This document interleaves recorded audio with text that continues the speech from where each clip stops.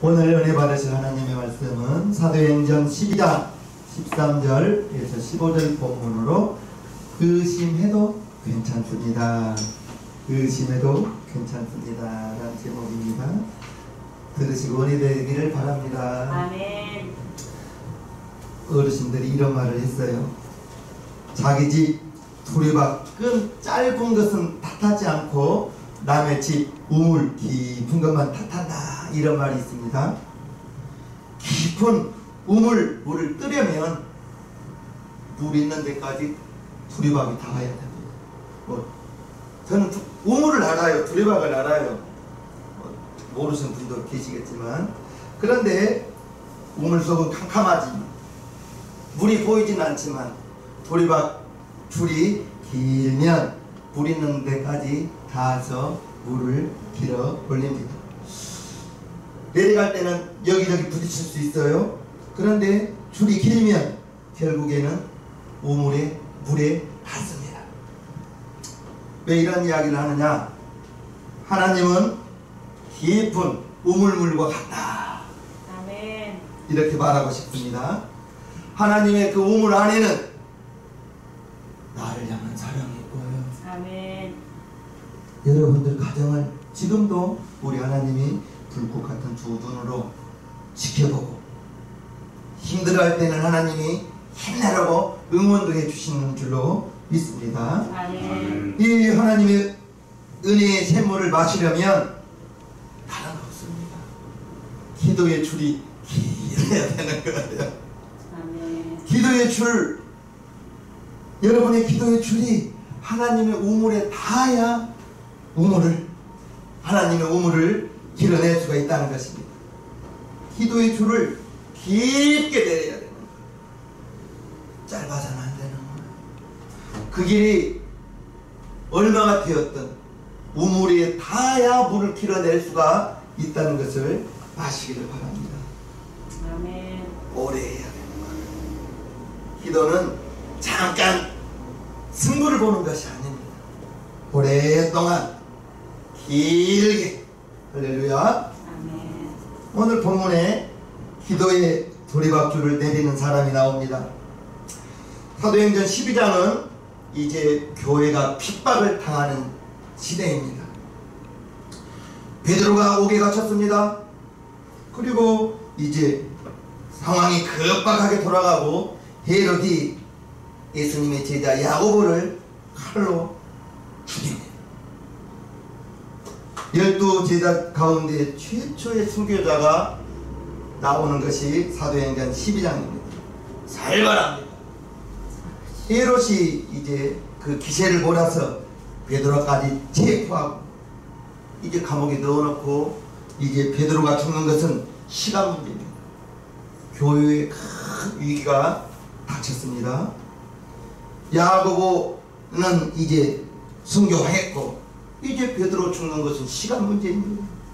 교회가 큰 위기에 처하고 베드로까지 만약에 죽게 된다면 교회의 중심 축을 잃어버리기 때문에 이러한 위기 상황에 교회가 할 수 있는 것은 무엇이냐? 사도행전 12장 1절부터 한번 봅니다. 그때에 헤롯 왕이 손을 들어 교회 중 몇 사람을 헤아려 하여 요한의 형제 야고보를 칼로 죽이니, 야고보가 지금 예수님의 제자 야고보입니다. 베드로도 잡으려 할세 때는 무교절이라. 잡음에 옥에 가두어 군사 및 식인 네 패에게 맡겨 지키고 6월절 후에 백성 앞에 끌어내고자 하더라. 이에 베드로는 옥에 갇혔고 교회는 그를 위하여 간절히 하나님께 빌더라. 아멘. 할렐루야. 아멘. 베드로가 옥에 갇혔어요. 죽는 것은 시간 문제. 이때 교회가 넋을 잃고 어찌할꼬 했던 것이 아니라 그를 위하여, 베드로를 위하여 간절히 하나님께 빌더라, 기도하더라. 할렐루야. 아멘. 마가의 어머니 마리아의 집에 모여서 기도했습니다. 기도의 제목은 한 가지죠. 하나님, 베드로 사도를 살려주십시오. 하나님, 베드로 사도가 죽어서는 안 됩니다. 교회에 큰 위기가 닥쳤습니다. 하나님, 교회를 지켜주십시오. 성도들이 보았잖아요. 야고보 사도가 순교당하는 것을. 더불어 이제 베드로까지 순교당하게 되면 교회에는 말로 말할 수 없는 어려움이 닥칠 것을 알기 때문에 성도들이 모여서 합심으로 교회는 그를 위하여 간절히 하나님께 빌더라 기도했다는 것입니다. 문제가 닥치면 기도의 사인이라고 생각하시기를 바랍니다. 아이쿠 한숨 지을 때가 아니라 아하 하나님이 나에게 기도하라는구나, 하나님이 이때 우리가 기도하기를 원하시는구나, 이렇게 여겨지기를 주님의 이름으로 축복합니다. 성도들이 모여서 기도한 거예요. 합심으로 기도했습니다. 대항할 만한 힘이 아무것도 없기에 성도들은 이제 그 기도보다 더 간절한 것은 없었을 거예요. 그런데 이상합니다. 한번 보겠어요. 베드로가 죽기 전날 밤에 주의 사자가 천사가 나타나서 호연히 나타납니다. 그리고 베드로를 묶고 있는 사슬이 풀어지고요. 베드로를 이제 옆구리를 쳐서 천사가 깨웁니다. 그리고 나를 따라오라고 천사가 앞장서고 베드로가 따라가는데 문들이 막 열립니다. 할렐루야. 문들이 막 열립니다. 그리고 이제 밖으로 나와서 베드로가 자기를 위하여 기도하고 있는 마가의 어머니, 마가 요한의 어머니 마리아의 집에 갔는데 대문을 두드립니다. 그럴 때 작은 계집 아이 로데가 나와요.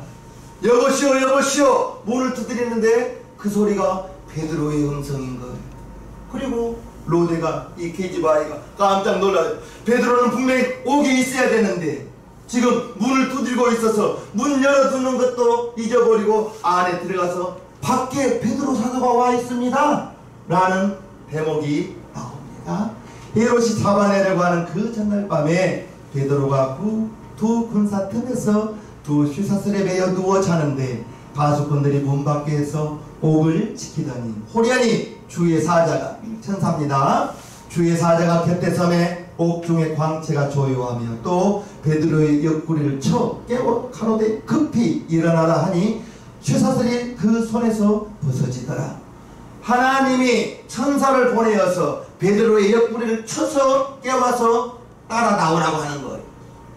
저와 여러분들은 히브리서 1장 13절에 모든 천사는 구원 얻을 후사를 섬기라고 보내심이 아니냐. 저와 여러분들을 섬기는 천사가 있다는 것을 잊지 마시옵소서. 하나님이 천사를 보내어 베드로를 깨워 따라 나오라고 말하는 거예요. 8절입니다. 천사가 가로되 띠를 띠고 신을 들매라 하거늘 베드로가 그대로 하니 천사가 또 가로되 겉옷을 입고 따라오라 한데 베드로가 나와서 따라갈새 천사의 하는 것이 참인 줄 알지 못하고 환상을 보는가 하니라. 이에 첫째와 둘째 파수를 지나 성으로 통한 쉐몰에 이르니 문이 절로 열리는지라. 나와 한 거리를 지나매 천사는 곧 떠나니. 천사가 떠나고 이제 베드로가 자기를 위하여 기도하고 있는 그 집을 찾아갑니다. 11절요. 이에 베드로가 정신이 나서 가로되 내가 이제야 참으로 주께서 그의 천사를 보내어 나를 헤롯의 손과 유대 백성의 모든 기대에서 벗어나게 하신 줄을 알겠노라 하여 깨닫고 마가라 하는 요한의 어머니 마리아의 집에 가니 여러 사람이 모여 기도하다. 베드로를 위해서 지금 기도하고 있는 거예요. 베드로가 옥에 갇혀 있는데 이 사람들은 지금 베드로가 옥에 나온지를 모르고 모여서 기도하고 있어요. 13절. 베드로가 대문을 두드린데 로데라 하는 계집 아이가 영접하러 나왔다가 베드로의 음성인 줄 알고 기뻐하여 문을 미처 열지 못하고 달려 들어가 말하되 베드로가 대문 밖에 섰더라 하니 지금 안에서는 베드로를 위해서 간절히 기도하고 있어요. 그때 베드로가 대문을 두드리는 거예요. 여보세요 문을 열어주세요. 이 아이가 음성을 알잖아요. 음색이 있어서 우지봉 목사의 목소리 음색 우리 김홍두 집사님의 음색, 목소리를 들으면 누구의 목소리인 줄 알잖아요. 두드리는 사람이 베드로인 것을 알고 들어가서 베드로 사도가 밖에 있습니다 라고 말하니 15절을 봅니다. 저희가 말하되 네가 미쳤다. 기도하고 있는 사람들이 작은 아이가 와서 베드로가 밖에 있다고 하니까 네가 미쳤구나 라고 말하는 거예요. 돼지 마이는 힘써 말하되 아닙니다, 참말입니다, 베드로가 밖에 있습니다 라고 말하니 저희가 말하되 그러면 그의 천사라 하더라, 베드로를 돕는 천사라 하더라, 이렇게 지금 말하고 있는 대목입니다. 이때는 하나님이 신자를 보살피기 위해서, 지켜주시기 위해서 천사를 보내어 이제 지켜주신다고 믿고 있었기 때문에 여종이 본 것을 베드로를 맡은, 베드로를 돕는 천사로 이렇게 사람들이 생각하고 있는 것을 오늘 볼 수가 있는 것입니다. 누구 하나도 자기가 베드로를, 사람들이 모여서 베드로를 위해서 간절히 기도하고 있는데 기도했던 그 베드로가 나온 것을 아무도 믿지 못했다는 거예요. 좀 차이가 있잖아요. 자기들은 모여서 베드로를 위해서 간절히 옥에서 나오기를 기도했는데 정작 베드로가 나왔는데, 자기들이 기도해서 하나님의 천사를 보내어 나왔는데 나온 그 베드로를 믿지 못한다는 것입니다. 믿는 사람이 없는 거예요. 베드로를 위해서 간절히 기도했지만 베드로가 살아서 돌아오리라는 확신이 없이 그냥 베드로를 위해서 기도했다는 것을 본문을 통해서 알 수가 있습니다. 입으로는 기도했어요. 그런데 하나님의 응답으로 입으로는 기도했는데 마음으로는 믿지 못하였다, 이렇게 보여지는 것입니다. 의심했다는 거예요. 입술로는 베드로를 위해서 간절히 기도했는데 과연 베드로가 살아날 수 있을까? 이런 의심이 있었다는 거예요. 왜 의심이 있었을까? 야고보가 죽은 것을 보았습니다. 베드로도 당연히 죽을 줄로 알았습니다. 그래서 의심하고 있었다는 것입니다. 희망이 없었기 때문입니다. 상황이 아주 나빴기 때문입니다. 그래서 베드로가 나왔다는 것을 믿지 못하고 의심했다는 것입니다. 그런데 그 기도가 응답이 되었어요. 아멘. 의심하면서 기도했는데 응답이 되었어요. 왜 응답되었을까요? 야고보서 1장의 6절에 이런 말씀이 있습니다.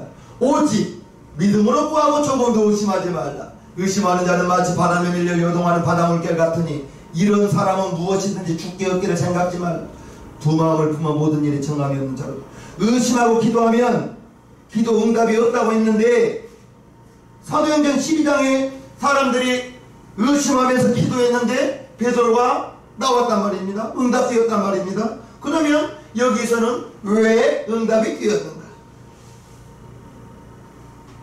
유다서 1장 22절 보면요, 어떤 의심하는 자를 긍휼히 여기라, 불쌍히 여기라. 의심하는 자를 불쌍히 여기라, 긍휼히 여기라. 하나님은 의심하는 자를 불쌍히 여긴다는 것입니다. 저와 여러분들이 의심 없이 기도하는 사람 있어요? 의심하며 기도해요. 그런데 하나님은 의심하면서 기도하고 있는 그 사람을 긍휼히 여겨주신다, 불쌍히 여겨주신다. 할렐루야. 아멘. 야고보서 1장에 믿음으로 구하지 않으면 응답이 없다고 했는데 하나님은 의심하는 자를 불쌍히 여기신다. 어떤 기준을 정해놓고 탁 잘라서 너는 믿음이 없으니까 안 돼가 아니라 하나님은 저와 여러분들을 불쌍히 여겨주신다는 것을, 우리의 의심이, 저와 여러분들이 기도하면서 하는 그 의심이 반대를 위한 의심이 아니고 나의 믿음이 연약한, 나의 믿음이 연약해서 하는 그러한 의심을 하나님은 불쌍히 여겨주신다는 것입니다. 여기에 큰 위로가 있습니다. 하나님이 정말로 우리의 연약함을 의심하기 때문에 기도 응답이 없다라고 한다면 응답받을 기도가 우리가 어디가 있겠습니까? 기도하면서도 의심하면서 기도하고, 환경 때문에 의심이 들어오고, 문제를 바라보니 의심이 들어오고, 그런데 그러한 의심이 우리의 인간적인 연약함이요, 우리의 믿음의 연약함, 그러한 의심이기 때문에 하나님은 저와 여러분들을 불쌍히 여겨주신다는 것입니다. 아멘.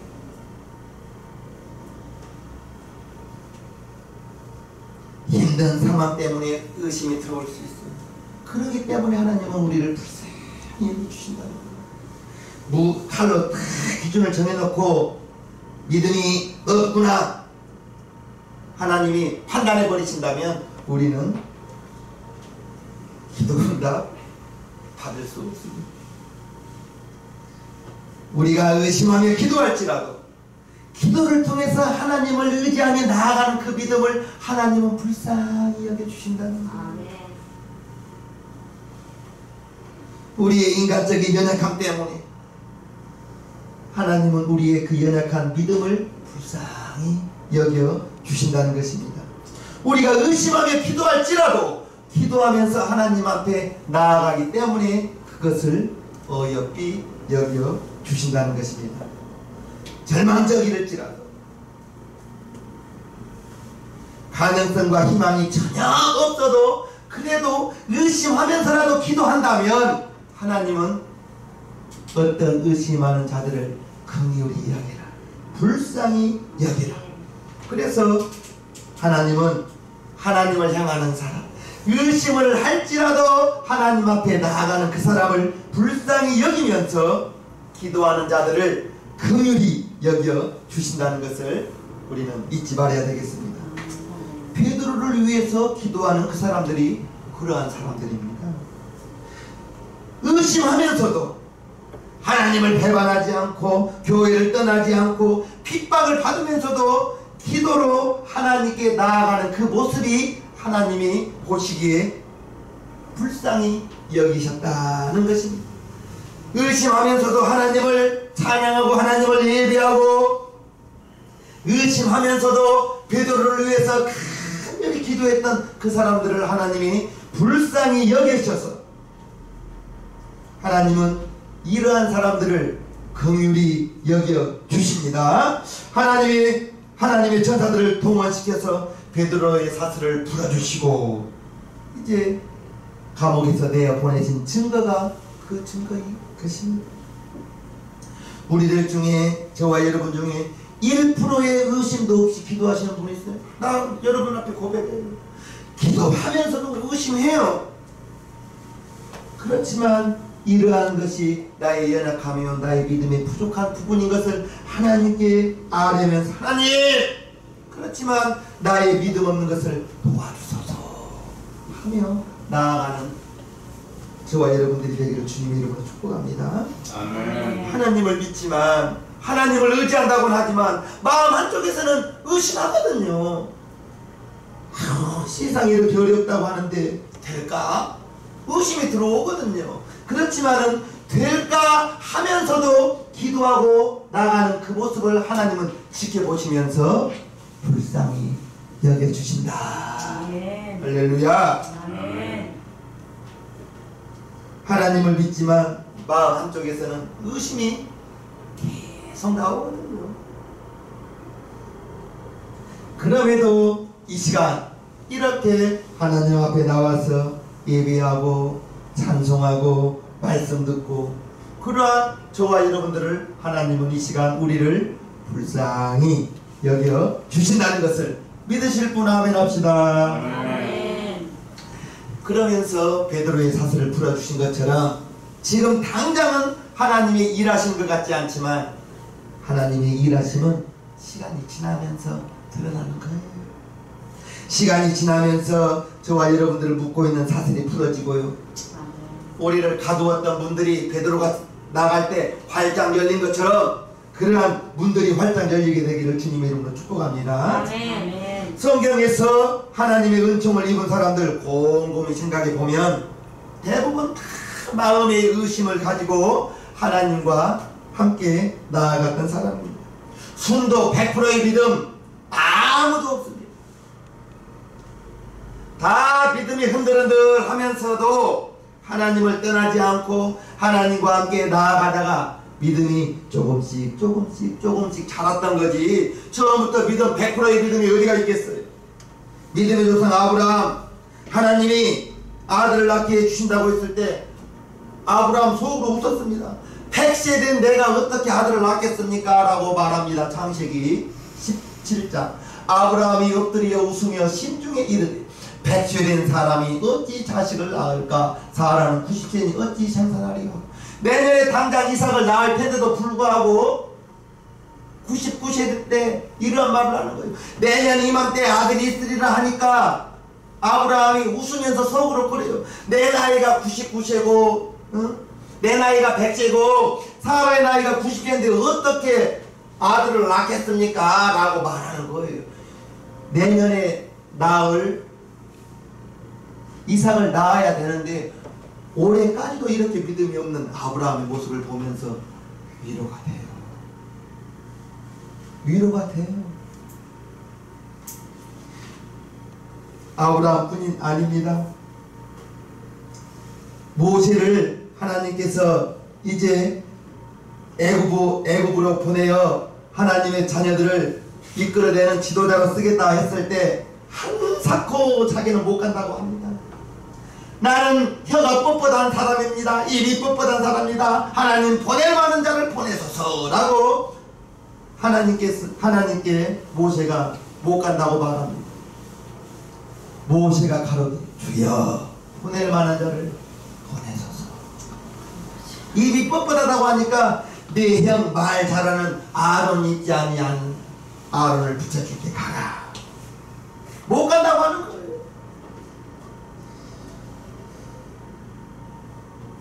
그러나 못 간다고 하면서도 의심하면서도 모세는 하나님의 명령으로 애굽으로 들어가는 것입니다. 의심하면서 들어가는 거예요. 또한 이제 예수님을 메시아라고 참으로 증거했던 침례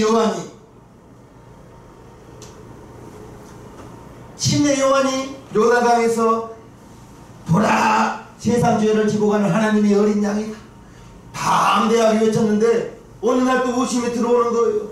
오실 그이가 당신입니까? 라고 침례 요한이 예수님을 의심합니다. 누가복음 7장에 예수께 대한 이 소문이 온 유대와 사방에 두루 퍼지니라.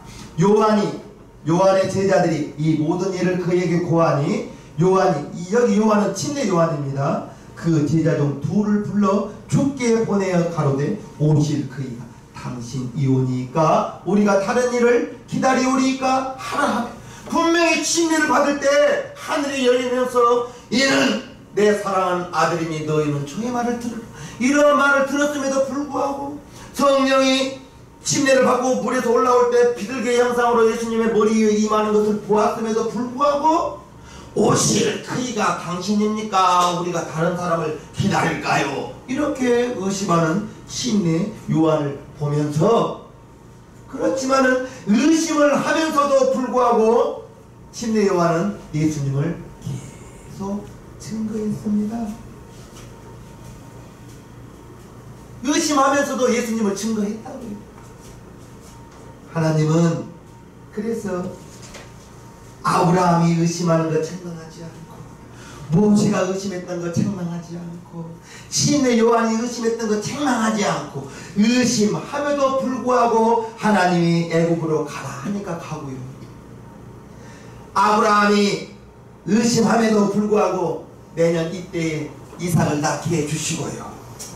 침례 요한이 의심하면서도 예수님을 계속 증거하니 여자가 낳은 자 중에 침례 요한보다 큰 자가 없다. 이러한 칭찬을 받는 거예요. 의심은 했지만 의심을 함에도 불구하고 하나님의 일에 계속해서 동참하며 배교하지 않고 믿음에서 떠나지 않고 하나님이 시키신 일을 감당해 나가니까 저와 여러분들에게 100%의 믿음이 어디가 있어요? 전혀 1%의 의심이 없는 사람이 어디가 있냐고요? 의심함에도 불구하고 하나님께 나아가는 그 모습을 우리 하나님은 지켜보신다는 것입니다. 의심함에도 불구하고 기도하는 그 모습을 우리 하나님은 불쌍히 여겨주신다는 거예요. 여러분들이 지금은 의심해도 괜찮아요. 하나님이 내 기도 들어줄까 의심할 수 있어요. 그러나 의심함에도 불구하고 기도로 나아가는 그 사람을 우리 하나님은 불쌍히 여기셔서 사슬을 풀어주기도 하고 문을 열어주기도 하고 문제를 해결해 주기도 하고, 지금 당장은 하나님이 아무것도 내 삶에 간섭해 준 것 같지 않은데 시간이 지나고 보니 하나님이 이렇게 나를 도와주셨구나, 하나님이 이렇게 나를 인도해 주셨구나, 지금은 모르고 시간이 지나가 봐야 알 수가 있다는 것입니다. 할렐루야. 나의 믿음 없음을 솔직히 인정하고, 하나님 내가 의심합니다, 나의 믿음이 연약합니다, 도와주소서, 도와주소서. 마주하는 내 현실 속에서 무기력할 수밖에 없어요. 하나님은 그냥 방관하는 것 같아요. 그러나 하나님은 저와 여러분들이 이러한 믿음 없음을 불쌍히 여기시면서 보고 계신다는 것을 아시기를 바랍니다. 아멘. 교회에서는 믿음을 강조하죠. 교회 분위기 탓에 내 속에서 의심이 있음에도 불구하고 때로는 뒤로 물러가기도 하고 위축되기도 하고, 이럴 때 하나님 앞에 정직하자는 것입니다. 내가 의심합니다는 하나님의, 그럼에도 불구하고 하나님의 도움을 구합니다. 우리가 믿는다 담대히 외치면서도 마음속에서는 의심이 이만큼이라도 있다는 것입니다. 그렇지 않나요? 마가복음 9장에 한 남자가 나옵니다. 그 남자에게 아들이 있어요. 그런데 그 아들에게는 귀신이 들렸습니다. 귀신이 아들을 물물 가리지 않고 뛰어들게 합니다. 거품을 흘리게 하고 이를 갈고 점점 삐쩍 말라져 갑니다. 아이가 어릴 때부터 이랬으니 그것을 지켜보는 그 아비의 심정은 어떠했겠습니까? 이 아이의 아비가 예수님을 만나 예수님께 도움을 구합니다. 무엇을 하실 수 있거든 나를 불쌍히 여겨 도와주옵소서. 귀신이 저를 죽이려고 물과 불과 물에 자주 던졌나이다. 그러나 무엇을 하실 수 있거든 우리를 불쌍히 여기사 도와주옵소서. 예수님께 이렇게 말할 때 예수님이 할 수 있거든이 무슨 말이냐? 예수께서 이렇게 할 수 있거든이 무슨 말이냐? 믿는 자에게는 능치 못할 일이 없느니라. 이렇게 말할 때 그 아비가 소리칩니다. 내가 믿나이다. 나의 믿음 없는 것을 도와주소서. 내가 믿어요. 그런데 나의 믿음 없는 것을 도와주소서. 자기의 믿음 없음을 예수님께 고백하고 나의 믿음 없는 것을 도와달라고 의심하면서도 예수님께 데리고 온, 자기 아이를 예수님께 데리고 온 이 아비, 이것을 통해서 이제 이 아비는 믿는다고 하면서도 믿음이 없음을, 자기가 믿음이 없는 것을 알아요. 나의 믿음 없는 것을 도와달라고. 믿어야 한다니까 믿는다고는 했어요. 그런데 믿어야 산다니까 엄격결에 급한 마음으로 믿는다고는 했는데 자기가 믿음이 없거든요. 믿음 없는 것 그대로 두지 않고 나의 믿음 없는 것을 도와주소서. 이 고백이 더 중요합니다. 나의 믿음 내가 믿나이다. 그런데 나의 믿음 없는 것을 도와주소서. 의심할 수는 있어요. 기도하면서 의심될 수 있어요. 나의 믿음 없는 것을 도와주소서. 의심하고 기도할지라도 하나님이 우리의 연약함을 불쌍히 여기시고 믿음 없음을 불쌍히 여기시고 의심하면서도 기도하고 나가는 저와 여러분들을 불쌍히 여기신다는 것을 믿으실 분 아멘 합시다. 아멘. 그게 우리의 연약한 증거예요. 믿음이 연약하지만 오늘보다는 내일 더 믿음이 잘할 것이고요. 올해보다는 내년에 더 믿음이 잘할 것이고요. 믿음이 성숙되어져 가기 때문에 하나님은 우리를, 저와 여러분들을 지켜보고 계시다는 것을 믿으시기를 바랍니다. 분명히 무엇을 하실 수 있거든 이렇게 의심했거든요. 할 수 있거든 이렇게 의심했다고요. 그럼에도 불구하고 믿음이 없는 것을, 나의 믿음 없는 것을 도와주소서 했을 때 예수님께서 이 아이를 고쳐주시고, 아비는 분명히 의심을 했지만 예수님께 도움을 구하러 왔기 때문에 예수님이 그 가정에 그 아이를 고쳐 주셨다는 것을 우리는 알아야 될 것입니다. 고침을 받을 만한 믿음이, 충분한 믿음은 없었어요. 그러나 의심함에도 불구하고 주님 앞에 나온 그 믿음이 그 아이의 귀신을 쫓아주고, 이 아비는 오늘보다 내일 더 큰 믿음의 아비가 되었을 줄로 믿습니다. 믿는다고 하면서도 믿음이 없음을 고백하면서 도와달라고 주님께 나온 이 아비, 이것을 우리는 알아야 됩니다.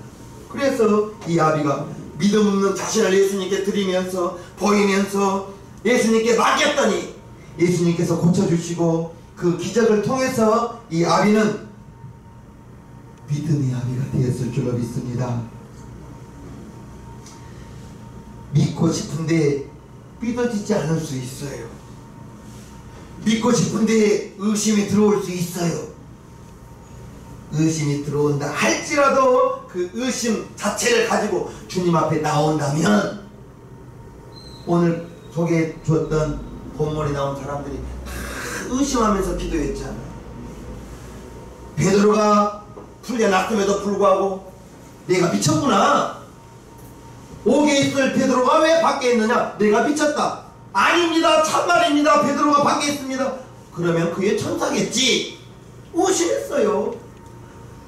아브라함도 내년 이때에 아들 낳으리라 했을 때 의심했어요. 100세 된 내가 무슨 아들을 낳습니까?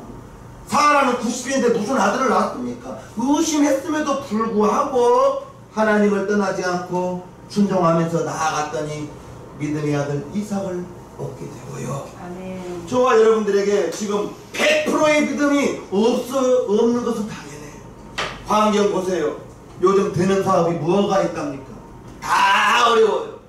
어려움에도 불구하고 하나님, 나에게 환경을 통해서, 나의 연약한 믿음을 통해서 의심을 하면서도 주님 앞에 나왔습니다. 불쌍히 여겨주세요. 의심하면서도 나왔다는 그 자체를 우리 하나님은 귀하게 여기시고 불쌍히 여기신다는 것을 믿으실 분 아멘 합시다. 아멘. 의심함에도 불구하고 하나님께 도움을 구하라는 것입니다. 100%의 믿음이 없다 할지라도 의심하면서 구했던 기도가 시간이 지나면서 하나씩 응답이 되면 기도의 재미를 여러분들도 알 거예요. 나무가 바람에 흔들린다고 죽는 것은 아닙니다. 나무가 바람에 흔들리면 뿌리는 더 단단히 박힌다는 것을 아시고요.